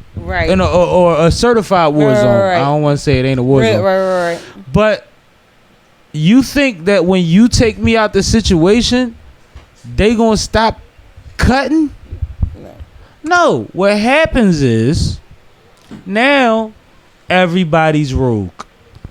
They don't owe nobody an explanation. Right, that's what I'm saying. There's nobody to check people. There's nobody cannons, to say loose, no. There's loose no cannons, literal loose cannons. Like, it's a such thing as people being greenlit. If they not greenlit, you can't touch them. Who the hell gets to tell you who's lit and who's not? So, Chicago got worse. Mind you, everywhere. It's a city built on the mob and prostitution. Mm-hmm. Let's not act like this started with black gangs. Organizations in this country and every country around the world operate off of the government, and a lot of them operate off of the mafia. And the mafia operates off of the government. The same reason that you have the same similar hierarchy in the military that you have in the mafia or in a gang, or the same hierarchy that you have in the government. Sure, absolutely.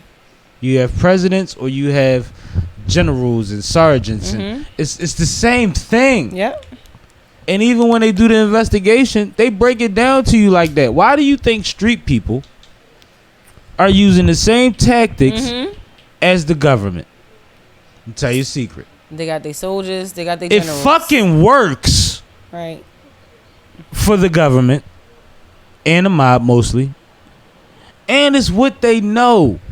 It's the reason Mexico is out of control. Because the government is. They're overwhelmed. You can't fight cartels with their military if the cartels can pay a bigger military. Right. There's nothing going. And if everybody damn near at the top, and I don't want to see damn near everybody, if a lot of people at the top are compromised, which at that point you understand why, then it's going to go a certain kind of way. Right. You're going to have a dance floor full of 20 people heads that didn't attend that party. I've read the stories. You know what I mean? Like, we operate like the governments we operate under. Look at the Blood Diamond situation. Just look at any situation. So you can't look at with people that don't have anything, any other options, no respect from the people that's supposed to protect, serve, or govern them, how they do shit when they do the same shit you do. Right. The same way you do it. Mind you, operating off of what you provide. Yeah. We don't have ships. Well, now somebody probably did, but there was a time where there was no way to get those drugs, those guns in our community unless they were allowed in our community. Exactly. Absolutely. So when you look at it that way, it's like, well, y'all started this. And I don't want to get into no gang shit, but the government started a couple gangs. And if you really think about it, the government is a gang. They are a gang, but they started a couple of our gangs. There's gangs that were started by specific individuals. There's a couple gangs that were started by the government, and they're big. And I wouldn't be surprised. And it also brings it to like current events, like with all the protests that we had. They were peaceful protests, and then you have these random people that come in that have nothing to do with Black Lives Matters and the anarchists, and start all the chaos and the riots and the bullshit. You know what I'm saying? Like, but at the same time, like, anarchists by definition are people that just try to accelerate shit just for their purposes. Instigators. But then there's a lot of people that are doing the same acts because they just fed up and this is their way of handling it. I'm not talking about them. Yeah, and I just want to because I'm talking about no. I'm talking about the intent. I'm talking about the specific intent. We gotta talk intent. Fuck no. I'm talking about the specific intent. But I gotta be clear because this ain't me and you talking. This is me and us talking. Yeah, no. Yeah. I'm not talking about that. I'm talking about specific intent because it was literally like they literally found a guy. It was a white guy. The one with the umbrella. Right, right. And they wait. Did he have the umbrella? And he's busted windows and all that. Yes, him. And they locked him up. My whole thing is specifically him. He went to everything was peaceful until he went and started busting windows and doing what he was doing. Just like the girl that they said set the fire to the Wendy's in Atlanta that had a relationship or a correlation with Oh wow, Rashard. Yeah, with Rashard. Yeah. Oh wow. So like, I mean, strange things going on out here. But at the end of the day, and everybody with sense is trying to fight against it. So it sounds redundant to say, but don't let extreme motherfuckers fuck up the message and understanding. Like, this could quickly become a Kaepernick situation if our people keep buying into the propaganda and the bullshit. A situation where we was dead right and it took eons, and then everybody said, oh shit, they was right, I'm on their side. That's what we seeing out of Cap. And even what's her name from ESPN? They used to work for ESPN. Young black lady. I watched an interview with her recently. She had the thing where she had the she didn't resign, but she separated and they paid her amicably. Jamel Hill. Oh, Jamel Hill. She says she still doesn't think that we'll ever see Kaepernick in an NFL jersey.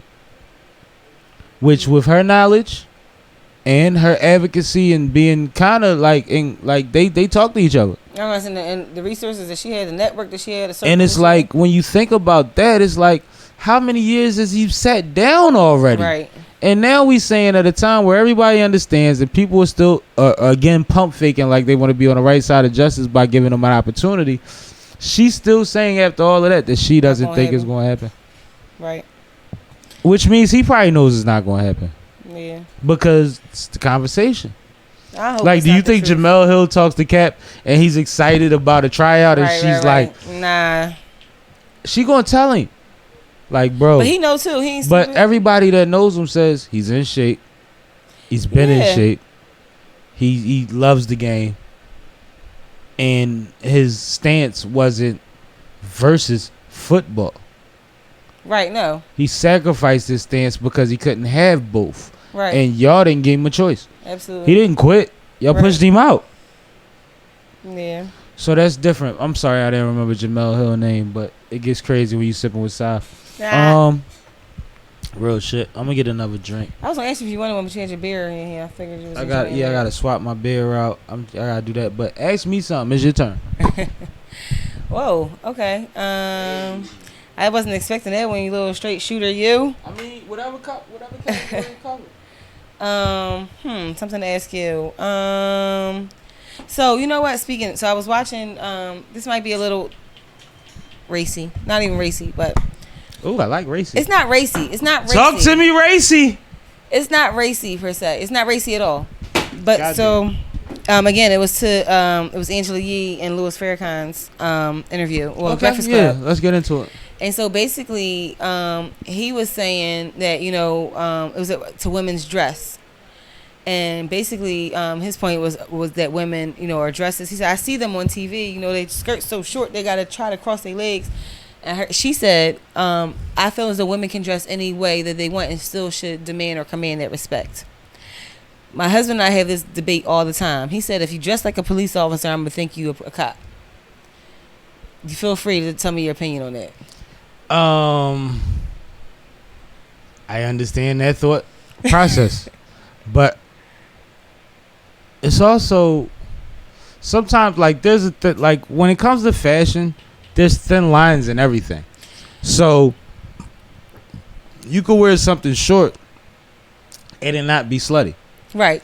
You could also wear something slutty and say, I could wear what I want and nobody should think that it looks slutty. Right. But based on society's norms. Mm-hmm. Exactly. And that's the what I'm about to get to. understanding that people have, people will think certain things. Now, if you're my woman, and I think you look sexy as hell in it, and I wouldn't mind you wearing it if I was walking next to you.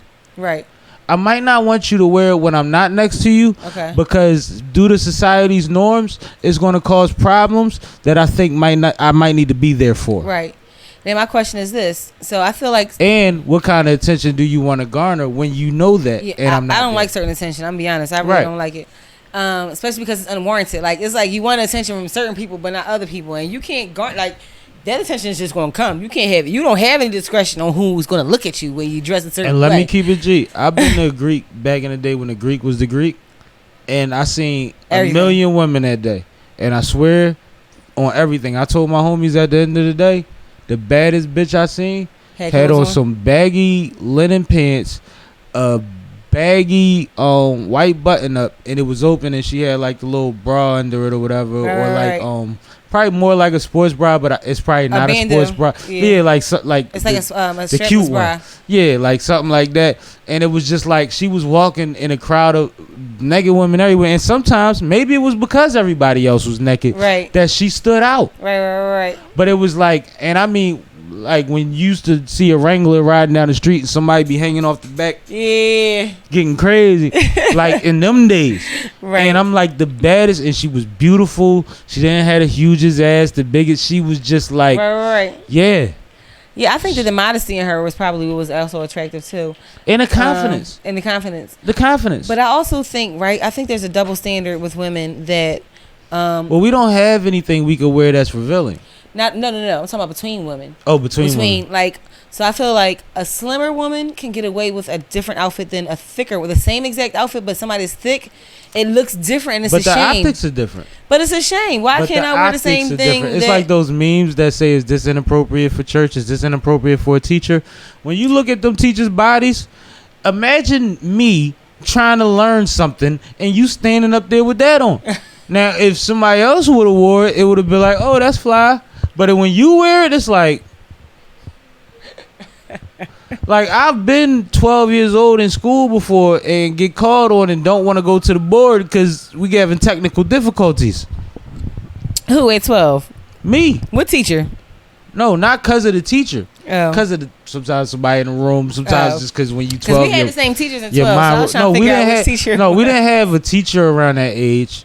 A little younger, we had somebody with a badunka goddammit that was enough. Holland Shed. Oh yeah. She had a fucking turkaloo. Miss Holland Shed still got a turkey. I just seen her like not too long ago. So like when you younger, like that was probably a thing. But like I remember, like when girls at 12, girls start looking like something in class with you. And you be sitting there in your bag, or maybe still a little boy to y'all. I might be still daydreaming about something that happened on the block, like whatever. And then they know I'm not paying attention, so they call on you. And then it's like, so you gotta develop the method where you swipe your shit and you put it under your belt. But you gotta do it smooth, like you just fix your clothes. You walk up and everybody don't know you Pinocchio. I can't with you. I'm dead serious. Like I went through that before, so I can't imagine. And that's what I'm saying. Like you don't know where nobody's head is at, and you also don't like. People are mentally fucked up out here. People think that they have liberties that they don't have, and regardless of what your rights are, it's the same as being black. You also know the climate. Absolutely. So you can't say, well, I should be able to do what I want and shouldn't nobody whatever.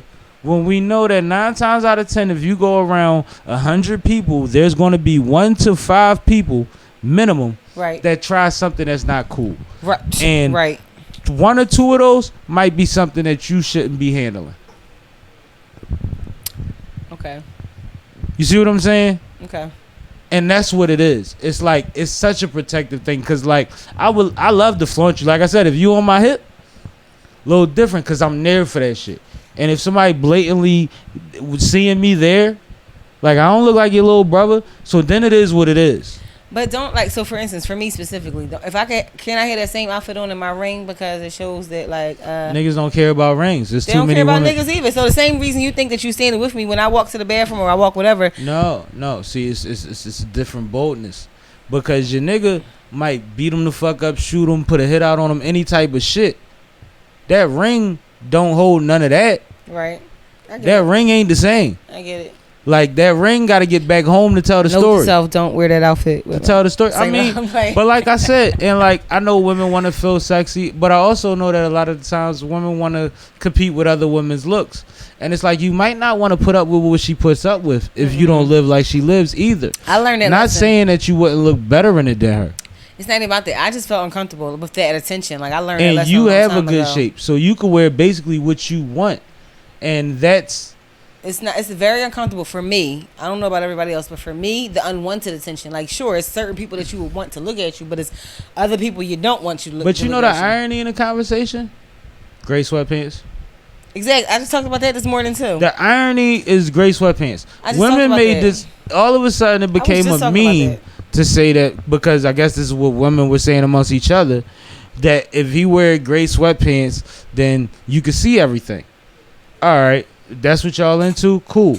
Then it became, if he wear gray sweats, he a thought. He want everybody to see everything. And it's like, hold the fuck up, yo. So I can't own gray sweatpants? So I can't. Then it became when he leaving the house with gray sweats on. And it's like, now y'all are drilling in the girls' heads that athletic baggy wear. And mind you, they don't even post the skinnies. No, let me tell you how bad it is. They posted baggy sweats. Let me tell you how bad it is. Now this is a problem? Let me tell you how bad it is. I can't wear basketball shorts and sweatpants? Hey, yo, my husband really was like, can I wear these outside? No, like, it's scary because it's not that I'm like, okay, I don't care what you understand do. the respect he was giving you because he knows the interpretation of what society has going on. And that's what I'm saying about when society is in a certain mind state. Sometimes, and mind you, sweatsuits is the dumbest shit in the world. But, like, it's really like, imagine if a woman could say you can't wear athletic wear. How can she buck if you be like, yo, you a little too naked? The same thing about girls see-through tights. And, yeah, that too. And not to mention that there's also a level of where you going and who you going with. And y'all never want to acknowledge that we know the energy of your homegirl and the places she likes to frequent. So if you going out with her, you damn sure probably shouldn't wear that. Because one, they going to think you her. Right. Birds of a feather. Two, she don't be in spots that's really like, that's why she miserable begging you to come out. True that. Or that's why you going out with her knowing she know the spots. Because she's floating. She out there. She floating. She out there. She there. She in the world. Yeah, she in the street. And it's just like, you want to be cute, sexy, wanting to take the perfect picture is not worth the headache that's possible when you could be cute, sexy, and whatever the fuck you wore. Mm-hmm. You see what I'm saying? You don't have to fight for that. You're not somebody that's like you said, ugly. Shorty with the pants, like she just exudes sexuality anyway, like because she was confident. Mm-hmm. You know what I'm saying? So it don't have to be. For me, I really don't even feel. I don't like being naked. Like I feel confident not being naked. You mean in public? Yeah, in public. Because all women love being naked. That's not true either. But in the house, you motherfuckers, man. That's not true. All right, I'm stereotyping. Yeah, you are. But no, I'm talking about in public though, specifically in public. But yeah, no, I'm telling you that unwarranted attention, like that old geek, like that shit right there, make me never want to have nothing exposed ever again. Like, and I mean, everybody likes attention. Everybody wants to be acknowledged for qualities. But that's the thing too. Like, all of your acknowledgement shouldn't come from your looks. Absolutely. Like, it's only but so far you should have to go. It's only but so much you should have to say. It's only but so much you should have to do. Right. When it comes to wanting just somebody to say you cute. Right. It's like, what do you believe about yourself, and what do you bring to the world? Them saying that you cute, and what do you add to the world? What is great about you? And exactly, what's like everything can't. And mind you, why do what's people your get substance? Why do you get credit for being cute? You ain't make it. Your mama, now you might have. Some people learn how to get looks that support. That make them look like. There's some people that could look rough, and if they grew up a couple years, they figured out they look, and now they gorgeous. And you like, and they didn't change, but they changed their hairstyle or the way they carry themselves, confidence possibly. Yeah. And it's like, oh shit, goddamn, I see you. But it's like, everything can't be attached to, but I'm cute, or you know what I mean? That's female's favorite answer, ain't it? It's a lot of it's niggas' answer. I had a nigga tell me recently. He ain't say it to me. He said it in the group. But we was joking with him about his haircut. Because that's what Philly niggas do. We grind niggas' haircut up. And his shit was light. And he responded, y'all just mad because I got that good shit. The logo said, I know he ain't just say that ignorant ass shit. And I wasn't paying attention to the logo spoke. Then I thought back, like, what did he just say? Then I'm like, he said that good shit. Logo was like, he ain't just say that ignorant shit. That dumbass ignorant shit. And the thing is, if you know anything, then you know why he's calling it ignorant. Absolutely. What is good hair? And in my head, when I had the conversation with him, I told him, actually, it wasn't even in my head. I said, bro, some people went through their whole life, and that's their thing, their hair. But a lot of them, it's going to be hair today, gone tomorrow, any fucking way. Mm-hmm. And they can't do this. I see you. You see what I'm saying? My shit started at the front, look. I see you. You know what I mean? Start all the way up. So like they ain't gonna be. Oh, check my corners. Right. Bang. Shablang bang. You know what I mean? Like we heavy in these streets, so sometimes a nigga think like he get one up on you, but they don't even realize how many women is like, I just want to pull your dreads and Yeah, we get that too. They don't just brush shit; they grab shit. They got different fucking fantasies. Some of them want a Rick Ross type nigga, and some of them want a beard and all this crazy shit. We all get our shit off. Yo, you know what's funny? But that's a man that's basing a physical attribute over the fact that we just grind you up because no matter what your hair look like, you cut fucked up. Listen, hold up. Sidebar. I just had this conversation too. I just had this conversation. I just call myself like Ray Shrimmer, right? You know why? I ain't got no type. No, I dig it. And that's me too. Like I've had people be like, oh, so you like such and such because they seen me with a certain female. And this has been multiple different variations of women. And my thing is always, I like beautiful women. I like people I get along with. Right. I've had moments when I was younger where I did have a type. When I was super young, I like light skin and skinny. When I got a little older, it was about being thick. Then, start realizing that thick shit is like a dice roll. Because at that age, right. might not be no turning back. Right. Then, I started liking sporty, got into chocolate heavy, caramel, everything. At some point, white popped in there. Like, a little bit of everything done popped up. But at the end of the day, if you line them up, and this is consensual, women, and I'm not talking about sex, I'm just talking about people I've dated and talked to. If you line them up, they all beautiful. They ain't gonna look like the motherfuckers Bill had. Right. You see what I'm saying? Like, it ain't that. I was like, it ain't that at all. And that's one thing I could be honest about. And it's like, I've even had dudes, in sometimes the worst times possible, even say that. Like, in certain ways. But, like, I like what I like when I like it because of multiple reasons. I like what I like. And I think if you fool yourself and think that your love comes from a specific type, you're doing yourself a disservice. Absolutely. You're doing yourself a disservice. Injustice. If you say, well, all I really want and I gotta have, and all right, cool. That's why I'd be somebody right next to you the whole time, and you about to miss out. Be forever a bridesmaid. You'll be his best man. Anyway, let's get the fuck out of here, man. Let's go. I want you to do your thing. So you can find me on the Scene magazine for your positive perspective. Everything on a positive platform, from education, entertainment, fashion, music, sports, whatever you want. It's just from a positive perspective, and that's what we need in these days. Is too much negativity. Holla at your girl for some positive information. Not only what you need, but what you want too. Check me out on thescenemagazine.com. Word. Salute to that. Definitely check out. Definitely salute and support Phant Productions. I'm seeing people online asking a lot of questions about business. She's somebody you can ask, and it's worth it. Trust me, a lot of people that y'all respect how they moving right now, quite a few of them have reached out and they getting their business right. Y'all see how they moving. Y'all see the momentum. They taking the time to make sure they get their business right, and they going to one of the perfect people to do that through. So make sure y'all reach out to her.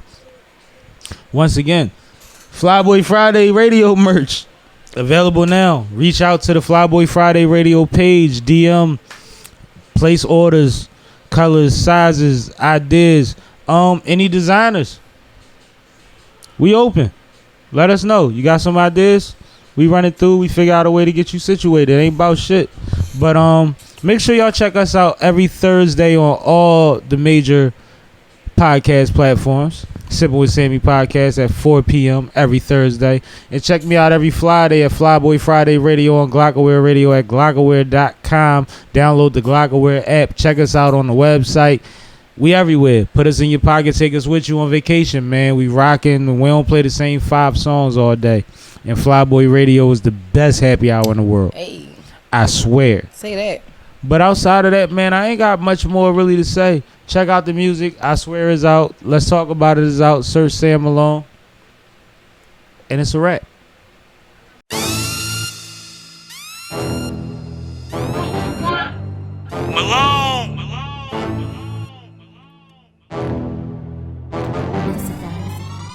Hands up!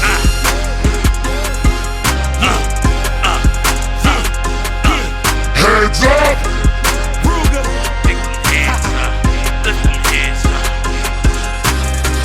This a heads up, I came to get my bread up. I ain't deviating for shit, homie, I'm fed up. I ain't flipped out in the bit, kept my head up. Nose clean, toes down, businessmen become foes now. Shark Tank, dog eat dog, bet they know now. The Puma nigga with long hair will throw down.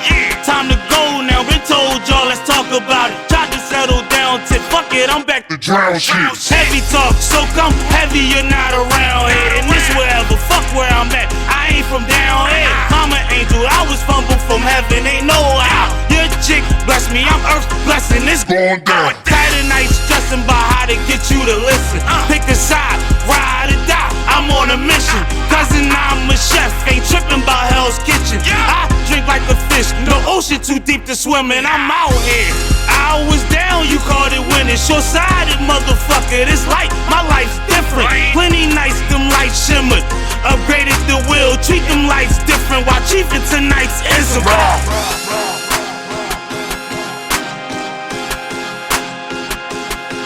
Hands up!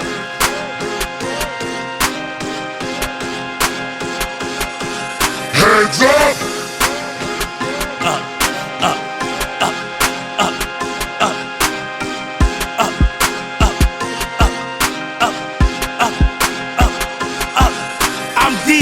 We living, cognac, toasting and bitten. Laugh at shit that ain't funny. My happiness ain't money. Nothing short of a box and cage could take it from me. I get back phenomenal, come up astronomical. I'm the one they whisper about and try to outdo. Whole world wanna sip with Sammie, not you. I'm checking for checks. I hated you, not true. My eyes up to the sky.